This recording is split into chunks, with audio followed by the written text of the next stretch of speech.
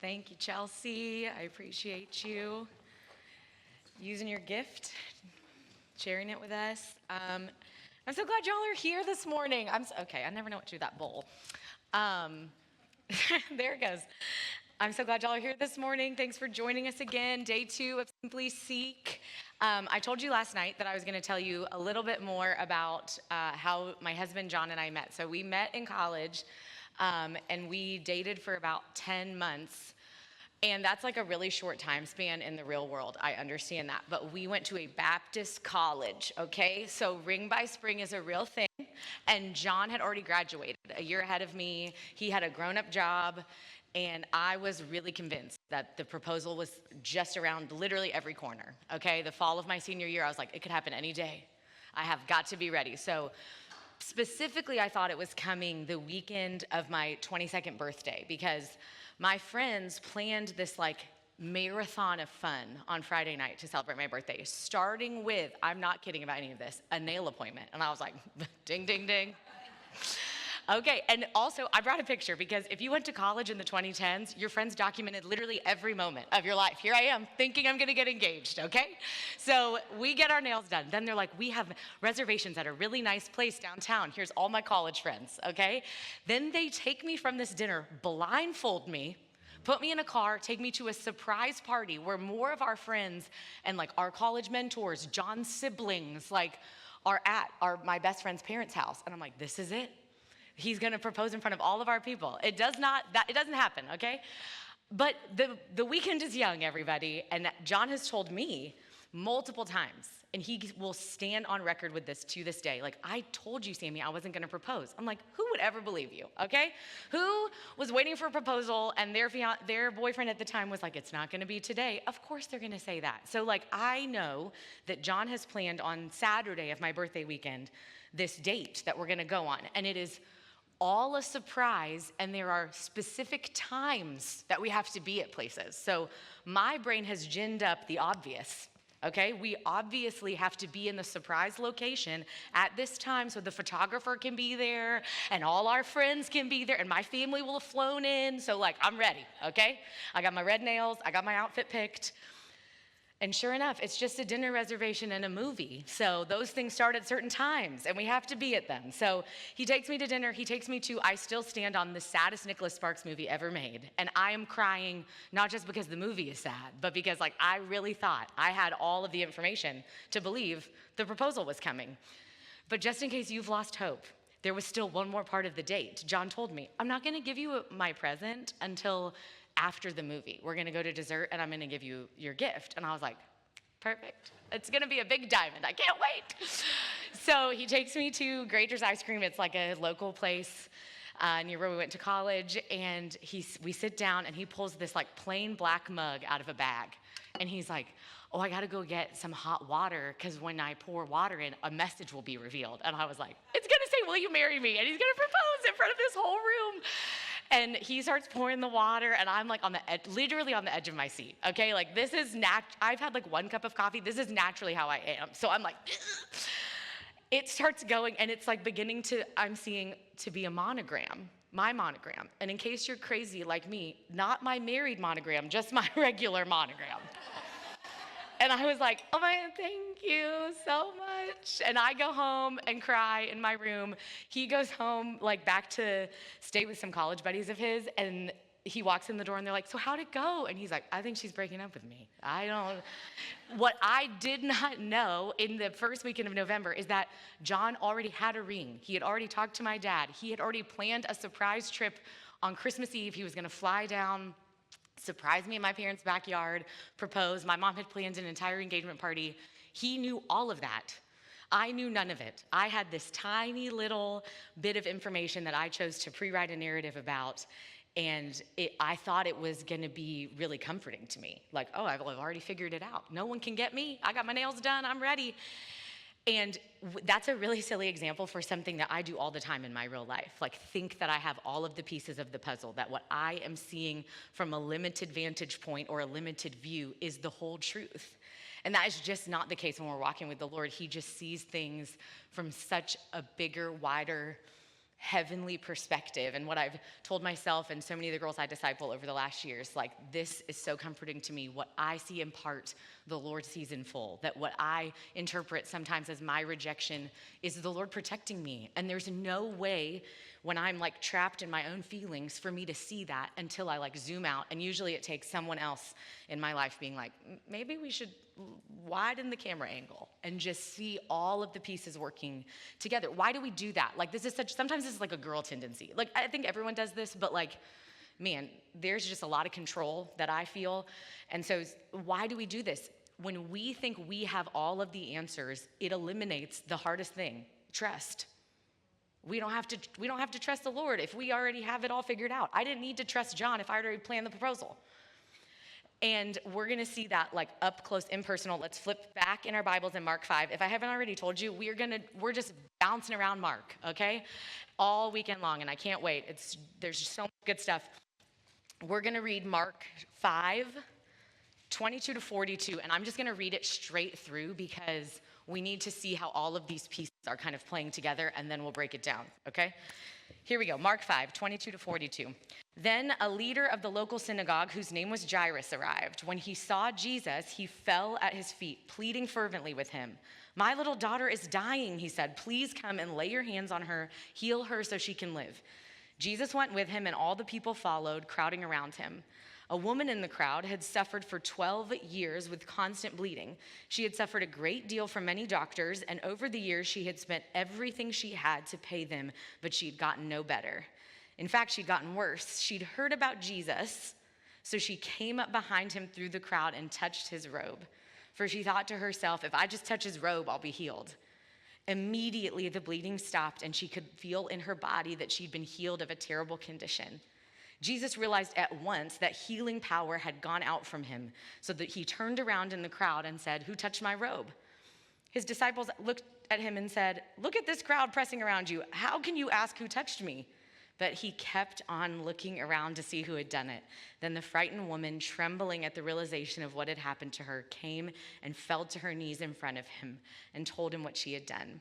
And he said to her, "Daughter, your faith has made you well. Go in peace. Your suffering is over." While he was still speaking to her, messengers arrived from the home of Jairus, the leader of the synagogue. They told him, "Your daughter's dead. There's no use troubling the teacher now." But Jesus overheard them and said to Jairus, "Don't be afraid, just have faith." Then Jesus stopped the crowd and wouldn't let anyone go with him except Peter, James, and John, the brother of James. And when they came to the home of the synagogue leader, Jesus saw much commotion and weeping and wailing. He went inside and asked, "Why all this commotion and weeping? This child isn't dead. She's only asleep." The crowd laughed at him, but he made them all leave, and he took the girl's father and mother and his 3 disciples into the room where the girl was lying. Holding her hand, he said to her, "Talitha koum," which means, "Little girl, get up." And the girl, who was 12 years old, immediately stood up and walked around. They were overwhelmed and totally amazed. Okay, we read a lot. That's 20 verses, so we're gonna break it down. We're gonna do some investigative work, and we gotta talk about each of the people in this story. So the first person that we encounter in Mark 5:22 is Jairus, and the basic information about Jairus is, who is he? He's the leader of a local synagogue. What's his problem? His daughter is dying. And what does Jesus do? Jesus goes with him to his house. So those are all factual things. We can look at the scriptures. That's like where I pulled that from. But what we can't necessarily see, we have to infer from the scriptures, is Jairus' faith. Like, he comes running to Jesus, doesn't even bring his daughter with him. And so many moments in Mark is like Jesus physically laying hands on people to heal him. And Jairus doesn't even have that kind of time. He's like, I just need to get to Jesus. So that's a lot of faith that brings him to plead fervently, like I just read to you from my translation, plead fervently with Jesus in all faith that Jesus could do something about it. But we also need to zoom out again, and we need to look at this part of the scriptures from 3 different vantage points. So from a reader, like you and me reading the scriptures, let's talk about this. Some of this seems odd. Okay, because like I said, up to this point in Mark, we've seen people needing to be healed come to Jesus, and Jesus physically lays his hands on them. Or I'm thinking about like in John 4, when there's an official and he comes to Jesus and says, "My son's dying," and Jesus says, "Okay, go home, your son's gonna live." And by the time he gets home, the son is healed. But you rarely see Jesus like walking with someone to their house unless he's like having dinner with them. You think about like Zacchaeus or other tax collectors that Jesus had shared a meal with, but he wasn't making house calls traditionally. So this is all, anytime something like that seems odd to us when we read the scriptures, like, okay, let's take a note of that because there's something there. And then we need to look at from Jairus' vantage point, right? Jairus is limited knowledge, okay? All he sees is like an insurance policy. Jesus is coming with me. There is no way this ends bad. We are going to my house. He's going to look with his own eyes and see my daughter, put his hands on her, and this story ends beautifully for me. So he takes off running again. And then we have to look at the Lord's vantage point because the Lord knows, Jesus knows, who is in the crowd, who he has to cross paths with as he keeps moving towards Jairus' house. And that's the first thing about trust. Trust submits to the sovereignty of God. What I see in part, he sees in full. And this is all going to make some more sense as we look at the next piece of the puzzle, right? Because Jesus is moving quickly, like we talked about last night. This is how he moves in the book of Mark, only fast, okay? So immediately turns around, starts going to Jairus' house. They encounter the woman with the issue of blood. This is who she is. This is all we know about her. She's a woman who bleeds. What is her problem? She has tried literally everything. It says that she's given up all of her money. She's suffered at the hands of doctors. There's like, not even her condition won't stop. There's not even an answer about why it started or what it even could be. And what does Jesus do with her problem? Seemingly nothing. He just shows up. So now we have to infer about the woman with the issue of blood. What does her faith look like? It literally says in verse 27, she heard about Jesus. This girl is at the end of her rope. She has tried everything. And she's like, but I haven't tried that guy. And so she goes, gets as close as she can, reaches out that hand, believes, and then moves forward in faith, trusting for the Lord to fill in the gap. And she doesn't even need to say anything. She reaches out, touches his robe. Jesus stops, crushing crowds of people, like a man racked with the grief and pain that he's trying to navigate through this crowd. And Jesus says, who touched me? Something you need to know about me. I am either 100 or I'm 0. I feel like I've said this, but it bears repeating. I'm always moving at the fastest pace possible, and I inherited this very endearing trait from my dad, who used to wake us up on Saturday mornings with a chore list, and he would like dangle it in front of our, and he would say, lots to do, just like this, and clap. That's how he'd wake us up. My brothers, I have 2 younger brothers, they claim that to this day, if one of their wives says to them on a Saturday, we got a lot to do today, they shut down, okay? They're triggered. They can't move. They're like, we're not doing anything. Me, I think it's a great motivational pep talk. This is how I wake up my own children. I'm like, we got a lot to do today. Okay, let's move. So, I can't even imagine being Jairus. All I had was a list of chores. Jairus, my child is dying, and you're wondering who touched you in a crowd of thousands of people? The disciples literally say it, Jesus, we have to go. There is a lot to do. And Jesus and his sovereign timing is never moving at the pace that we are moving. Definitely not ever moving at my pace. I'm like, okay, hurry up. And that is why his sovereign timing does not make sense to us. We are only seeing in part. We are narrow focused on only our problem. And Jesus is seeing all of this crowd. And he knows. He's unrushed, unhurried, because he knows he's there to heal the woman with the issue of blood. He's working on his time. Colossians 1:17 tells us he's before all things, and in him all things are held together. The second thing about trust is trust looks for the ways that God's still at work despite how our circumstances look. This is where it's really good. It's already been confusing up to this point in Mark 5. It's about to get really confusing because just as Jesus has finished healing the woman with the issue of blood, here come these messengers from Jairus' house, and they're like, don't even bother him. Your daughter is dead. And Jesus, you think Jesus is going to give he's going to minister in this moment. He just looks at Jairus and says, don't be afraid. Just have faith. And maybe you've been in a situation like Jairus where you are facing a lot of pain, you're really struggling, and someone looks at you and they're like, I don't know why you're so worried about it. You just got to have a little bit more faith. Just need to pray about it. And what happens when someone says that to me or something like that to me, I'm like, easy for you to say, okay? But that's not what Jesus is doing. He's not being dismissive. He's not being trite. He is being authoritative. He is showing the way that he is caring for all things. He's not surprised by the messenger's news. He's not thrown off. He's not worried. Instead, he takes this moment to pause, holds back the crowd, take only 3 of his disciples with him, and he keeps going. We just need to wrap our heads around that. Like, there's so much commotion going on. This daughter has already been proclaimed dead, and it doesn't even stop Jesus. He is still moving at his pace. His authority does not make him unrelatable to us. Instead, it is by his authority that we can trust him at all.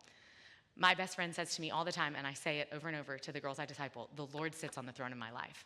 There is nothing that he does not see. He is infinitely powerful enough to handle the situations in my life and intimately personal enough to care about them and for me to come to him. And so when Jairus is tempted to side with the messengers or to dismiss Jesus or to become cynical, he has no choice but to follow Jesus, even though his circumstances look crazy. Jesus is still moving. And I want us to pause here for a minute. I told you we were going to do this. We're going to put ourselves in the people in the scripture's shoes a lot this weekend. I have a favorite Bible teacher of mine. Her name's Beth Guckenberger. She says that the Bible was written to be pictured, that we should be visualizing it in our mind when we read it. And so I want us to literally think about being Jairus. Like, you've trusted Jesus, okay? You have the faith to believe he can heal your very sick child, so you don't even bring your sick child. You just run to him. And to your shock and delight, at your pleading, he starts running back to your house with you. Again, this is the insurance policy. This is signed, sealed, delivered. We are done. Jesus is going to heal it. And then there's a stop. There's a wait. There's a healing for someone else right in front of you. What are you supposed to do with that? You're trying to be patient. You're trying to wait well. You're still trusting. But then the worst news comes. It's too late. There's nothing you can do. Don't even bother Jesus. It's no use. And when we're tempted to give up in that moment, Jesus keeps going. We cannot miss this miraculous part of the story that no matter what the circumstance looks like, Jesus moves forward. And so you arrive at your house with Jesus, the one who you thought was going to make all of this look very different. And what are you met with? Weeping, wailing, like the commotion of pain and grief and chaos. And you are face to face with seeing in part. Exactly what you did not want to happen, what you trusted that the Lord would not let happen in your life. You are face to face with that reality at your house. Jairus is with his wife now, who has watched their daughter die. And if this were me, if I'm really putting myself in this story, this is where I give up. This is where the cynicism takes over, and I say, I never should have trusted the Lord. I knew he wouldn't come through for me. And Jairus has to have these warring feelings inside of him, but trust breaks through, again, when we decide that no matter what our circumstance looks like, he sits on the throne of my life. He has authoritative care over my life, and there's a gap between what we know about God and how we're experiencing him, and the only thing that can bridge that gap is trust. That what I see in part, he sees in full, that he is going to protect me even when I feel like I'm being rejected. So in the face of commotion and chaos, he's still worthy of our trust because he's still working. This is the part of this story that ministers to me that I've thought about so many times as I've prepared this message, is when I can't see a way that he could possibly still be doing something in my life, he's still doing it because he's doing 1,000 things at once, and I know about one of them. And I am so convinced that there is no way out of this dark tunnel or of this confusing landscape I found myself in. He's still working. He keeps going. He moves into chaos. He doesn't just get to Jairus' house and be like, oh, they were right. She's dead. He says, we're going into the room, okay? And this is the best part about trust. It creates space for miracles. When Jesus walks into the house and declares that the little girl is sleeping, what do the people around him do? They laugh at him. But we can't even imagine this, okay? Like a holy God, I'll revere Jesus. I'll say he's holy. I can't imagine laughing at him. But that's what cynicism does to us. When we've already given up, you're like, I never should have hoped. This is so silly. And Jesus is undeterred by this. And I say this, another thing I say so often is there's nothing that's worth the cost of our souls. And that's what cynicism does to us sometimes too. It wants to take our soul and say, oh, it's just easier. I can build a defense mechanism that says nothing can hurt me if I don't believe that God can show up for me. If I don't believe a miracle can still happen in this relationship or in this situation, then I can't get hurt. And that is just such a lie from the enemy. It's such the way that he pulls our allegiance and says it's not worth it to hope. But the scriptures literally tell us, Lamentations 3, dare to hope. It is a risk to hope, and it's worth it every time because you're betting on the right person. He will show up and keep going no matter how dark and dead things in your life might seem. So read 42 again. Let's look at 42. The girl who was 12 years old, notice this, immediately stood up and walked around, and they were overwhelmed and totally amazed. That's what trusting Jesus breeds in us. Instead of being hardened and jaded by skepticism or cynicism, faith-filled trust makes us amazed. We get to see with spiritual eyes how Jesus does things instantly, even though it feels like we waited an eternity for it. He was doing it all on his timeline. When we trust his sovereign timing, when we believe that he's working outside of what we can see, it creates space for miracles to happen. It bridges that gap between knowledge and experience. And here's where we need to get to before we keep going about our day, filled with faith, trusting God. We're going to move through in our next session talking about prayer and obedience. But before we can get there, there's a lot of girls in this room, which means there's a lot of tabs open, okay? You know, I'm like a Chrome tab, and it never shuts down right. It's always like, okay, I got to restore that in the morning and see all the tabs again. The mental load, like all the things you have to keep in order, the literal things that you need to think about delegating, like all of that is whirling and swirling in our brains. But we have to get this trust piece before we can be women who pray effectively, who obey with confidence, who are aware of God's presence. So I want to know this is not rhetorical questions, but I don't want you to like answer them to me. I want you to think about this, write these things down. What is holding back trust in your life? What is the thing or the person or the past mistake that you just cannot see past? You don't, take your notes. What's your limiting belief? What holds you back from faith or trust? Here's another way that you can do it. This is a really simple, the way that I've been thinking about it. If I had a whiteboard, I'd write this out for you. But basically, if I had a big blank and then I wrote a comma and said, but I trust you, what is what you would write in the blank? What is the thing that you cannot see past? What's the don't bother the teacher now? It's no use.